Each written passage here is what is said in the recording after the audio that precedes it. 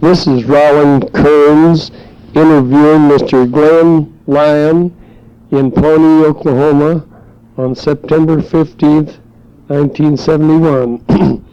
Mr.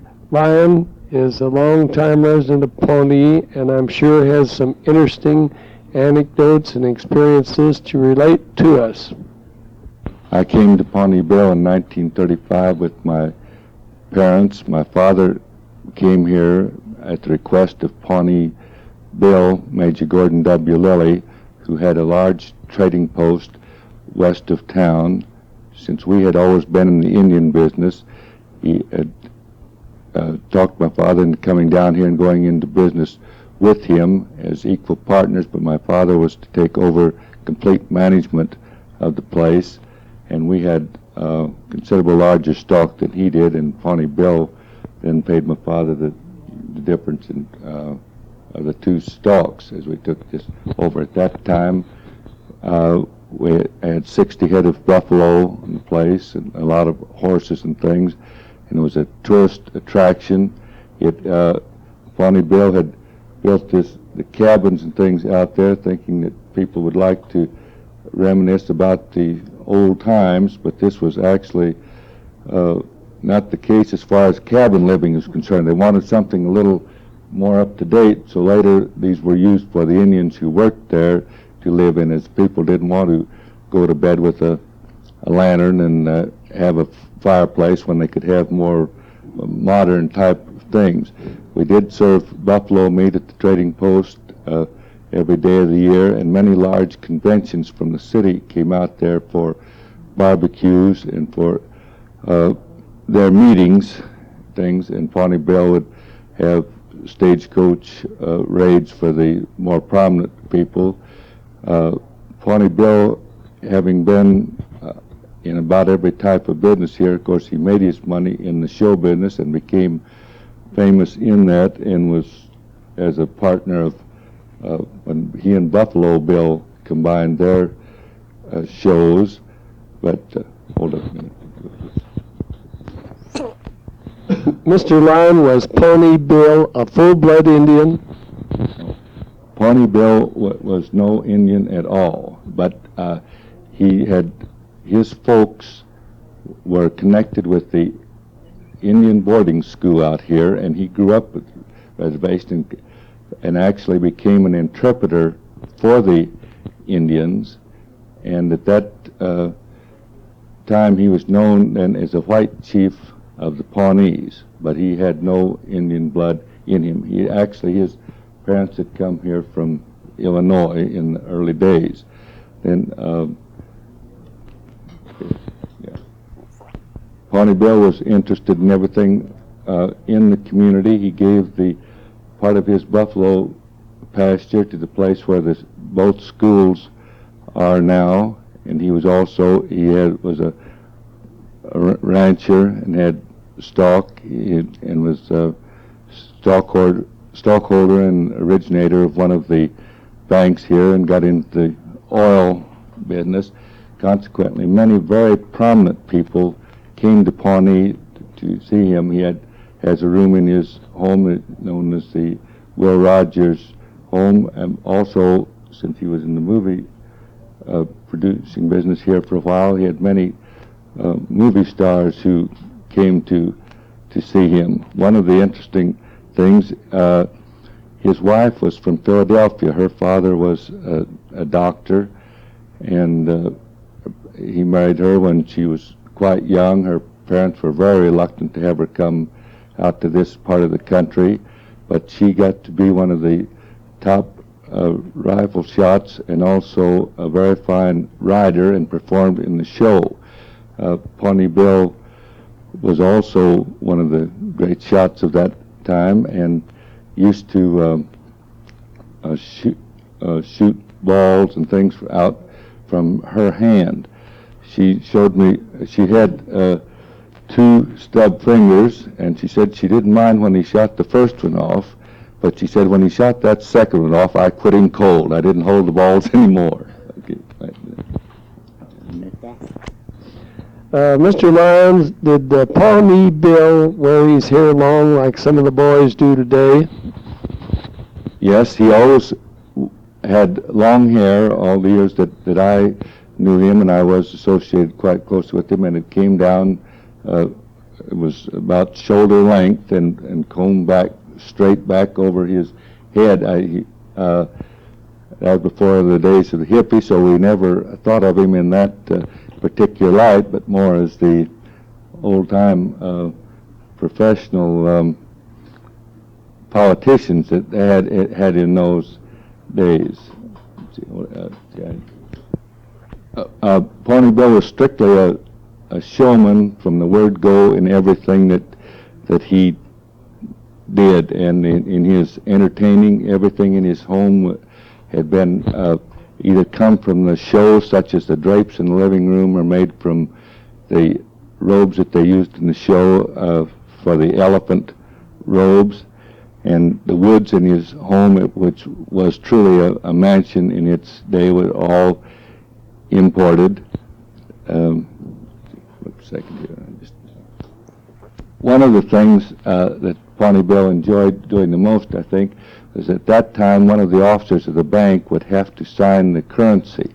And when he would go on a trip, instead of taking along a checkbook, he would take along the blank currency, and got a great kick out of walking up to the desk in the hotel when he got ready to check out. Instead of writing a check, he would have the actual United States currency there, and he would sign that, and not only sign Gordon W. Lilly, which was his official name for the currency, but he'd also always put on there Pawnee Bill. In later years, he said that the government stopped him from using the Pawnee Bill because that was not a part of his name, and he could not put it on the currency. Mr. Lyons, did Pawnee Bill ever engage in politics? To my knowledge, he never, not directly in politics. He was always very interested in politics, and he entertained all of the people who would be running and had a close association with these folks, but I don't believe that he got directly into politics. Now, he was, in the civic things, he was stronger. In fact, he was president of the Highway 64th Association and made many trips on it, and at one time that was known as the Pawnee Bill Highway. Mr. Lyons, I'm curious to know if there were any incidents that would indicate trouble between the Indians and the white people in and around Shawnee. Yeah. Okay. Now, the Pawnees were one of the most peaceful of all of the Indians, and most of our Indians here actually were scouts for the United States government and the Army. Consequently, there was no uprisings among, even back at the time of statehood, in this local area. Further south, among some of the other Indian tribes in other parts of the states it was, but this is all, the Pawnees have always been very peaceful and no problem. In fact, some of their outstanding scouts, their families still live here, and Rush Roberts and Tom Morgan and some of those people who had been real outstanding have only died in comparatively recent years. Mr. Lyons, I would be interested in knowing if any of Pawnee Bill's relatives still live around here, and also in what year he died. Pawnee Bill passed away in 1942.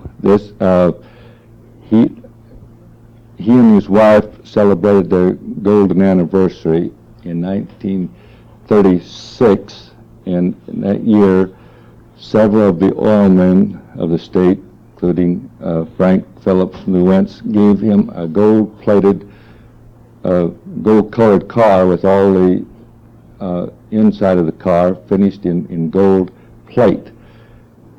He had been invited to Tulsa to see the newsreel of this by Phil Isley, who is the father of Jennifer Jones and owned the theaters in Tulsa at that time, and also they were very close friends. He'd gone over to see this newsreel of their 50th wedding anniversary, and on the way home had a car wreck, and his wife died about 2 days later, and Pawnee Bill never fully recovered, although he was in pretty good, got around real well until the last year of his life. But that was, he was 84 at the time of his death. As to his relatives, he left the home up here to eventually end up with two of his sisters, and one of them bought the other one out, and her son moved on the place with him, and she lived there until she died. And the son kept the place until the state bought it and made a state park out of it just a few years ago. The son reserved one small plot of land and built him a home where he lives at the present time.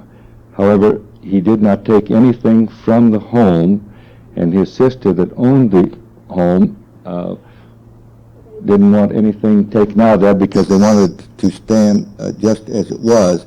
And that was one of the things the legislators and the people who were looking at the place to buy said they usually buy these places 100 years too late and then try to refurbish them and rebuild them. But this had everything intact, and all of his show mementos as well as and the things given him by other people are still in the home, which makes it a very interesting spot. Hold up for a minute here. See. Originally, Pawnee Bill left the ranch with the horses, buffalo, and everything intact to the Boy Scouts of America, if they would accept it. However, the places in the Dallas office, which we were in their district, wanted to accept it. The New York office would not allow them to, as the Boy Scouts will not accept anything where there isn't money provided for the upkeep of it. It was felt locally and in the surrounding states that it could be handled and would pay for itself as a camp, but the higher-ups did not feel this way and did not accept it. That is the reason that his home place then went to Pawnee Bill's two sisters. Mr. Lyon, did any noted people like politicians, people from Washington, or movie actors and actresses visit the Pawnee Bill's trading post while you were there? Vice President Curtis was one person who was very close to Pawnee Bill, and because of his Indian ancestry, he was very much interested in things that went on and came there often. Also, I think all of the governors of the state during his lifetime came there for social events, as well as some of the when they would entertain national groups. In the line, I think Ken Maynard was probably the movie star who was there the most. Mrs.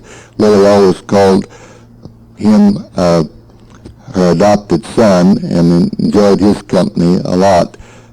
Tom Mix and D.W. Griffith, the director, spent quite a lot of time there. Jennifer Jones was there with her folks many times, and also when she was in school, the man that she later married also visited there considerably. I think one reason that she enjoyed these Western stars was there and called some of these people her adopted son.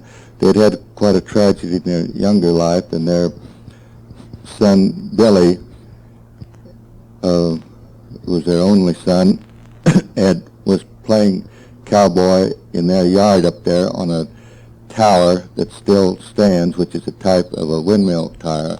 and he accidentally hung himself in playing with some other children, so she looked to these other people as her adopted sons. Mr. Lyon, I think it would be interesting for you to relate here what the agricultural and commercial activities are and have been around Pawnee, and what changes you have observed during your last 36 years here. All right. The Pawnee has always been an agriculture and Ranching community.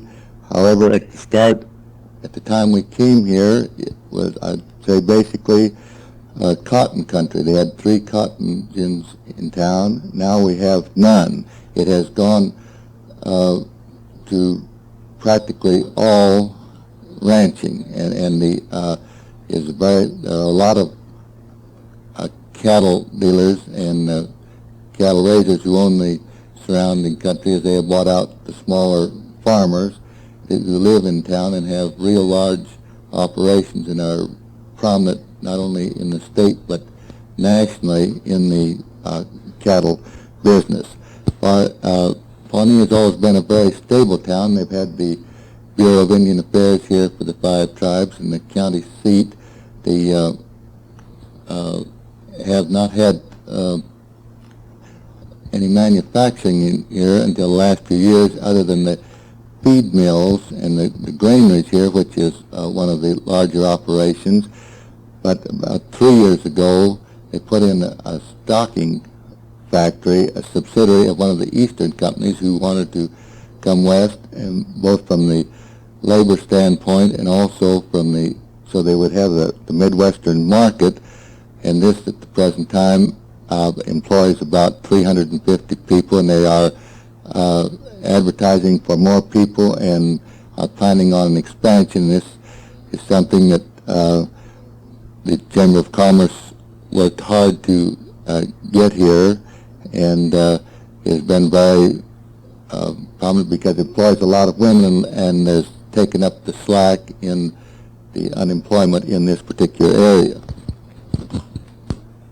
Mr. Lyon, it would be interesting to know if you have tasted buffalo meat, and if so, if you really enjoy eating it.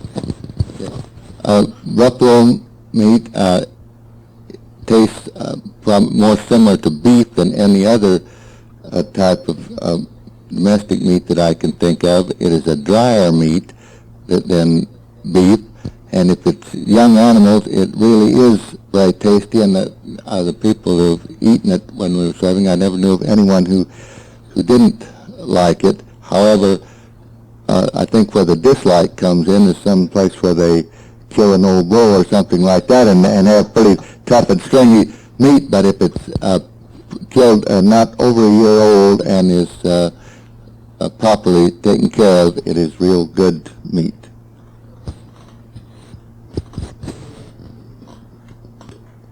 Mr. Lyon, I have read and heard both that buffalo multiply so rapidly that periodically it is necessary to thin out the herds. Do you find that true here at Pawnee?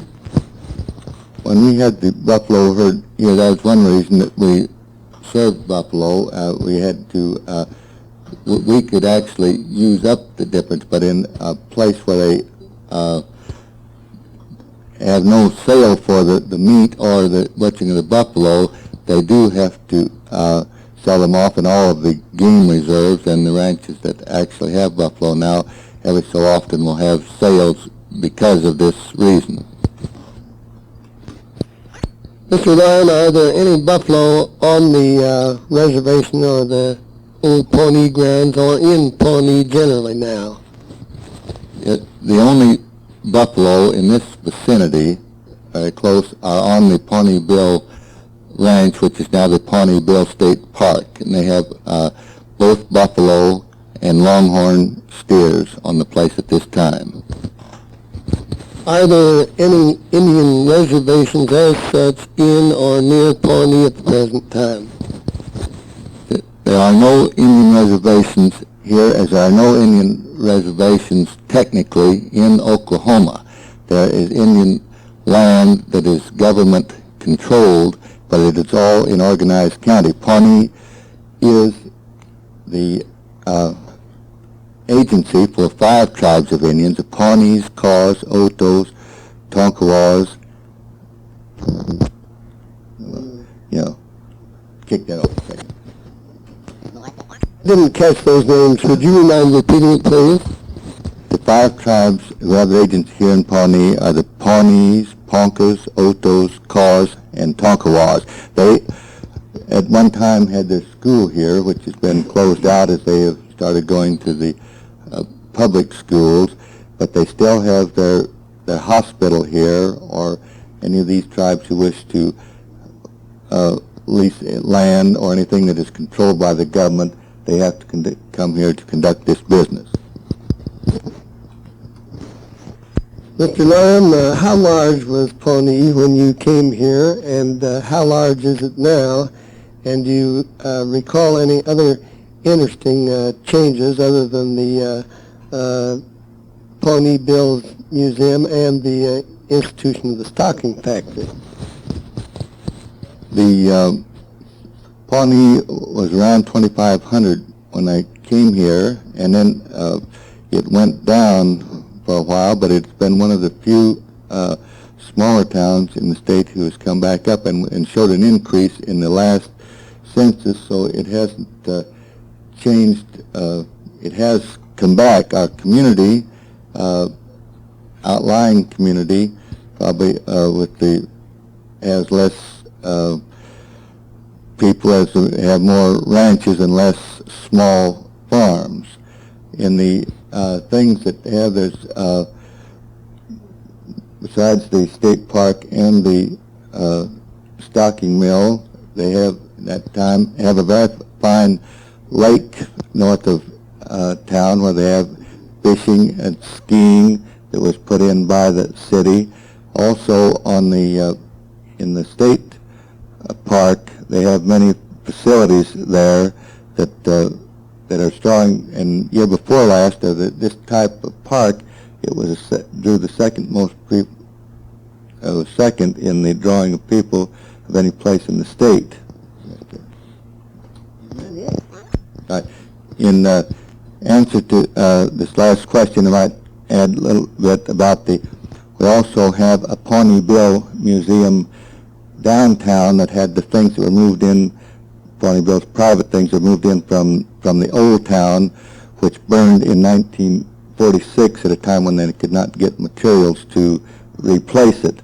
And that is in the downtown area, and probably more Indian items go out of there to places all over the United States, to national parks, resort areas, and things that are genuine Indian-made items than any other one place in the United States.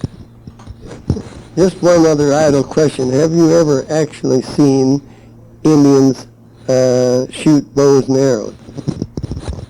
Yes, many times, and not only locally here.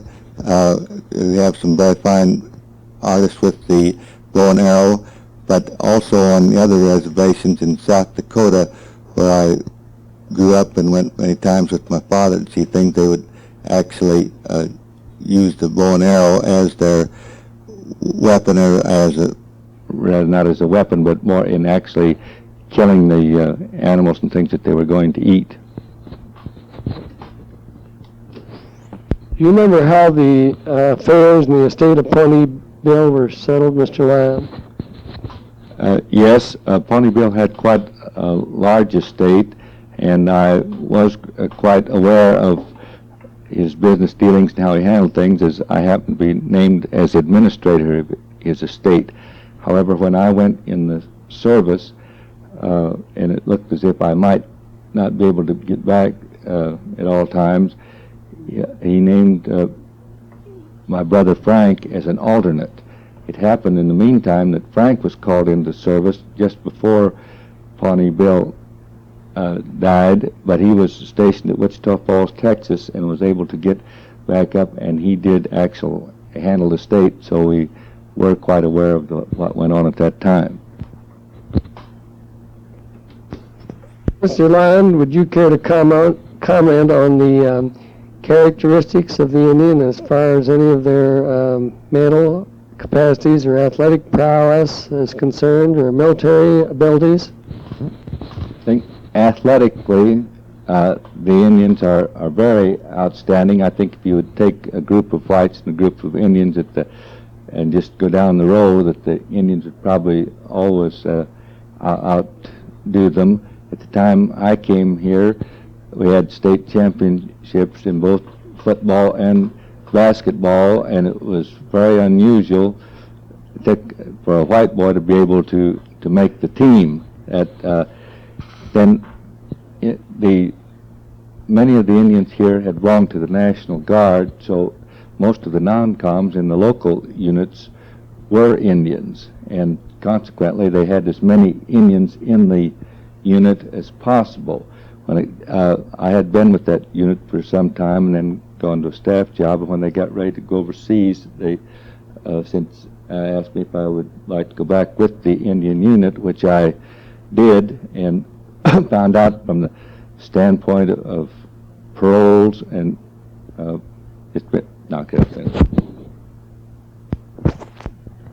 when it comes to the paroles and the patrols and the types of things that they needed to do and go out and find specific information, they used this unit for many special details, and I think that the 99% of the Indians were very outstanding soldiers and did a very fine job.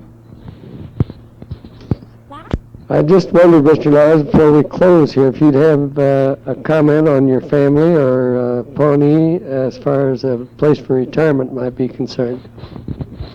Yes, and when I came here with my family, it was the first time any of us had ever been to Oklahoma, but my two brothers and sister, all married Oklahomans. One brother and sister live here in Pawnee with their families. Another brother and his family live in Tulsa. My father was here and active in our business until 1961 when he passed away. My mother is living at this time, is 82 and in very fine health. I like Pawnee very much. There's always, although it may not be so exciting here, we're close enough to the other towns to go to any special events that we want to. And if you care to get interested in the civic things, which I have always tried to do, you'll find that there aren't enough nights or days to go around. And I would never have come back to Pawnee after my years in the service. I could have stayed there or done something else if I hadn't liked this part of the country, and I have no desire to go anyplace else, and as far as I know now, it'd certainly be the place I would want to retire. Well, thank you, Mr. Glenn Lyon, for a most interesting interview. And this is Roland Kearns terminating the interview at Pawnee, Oklahoma on September 15, 1971.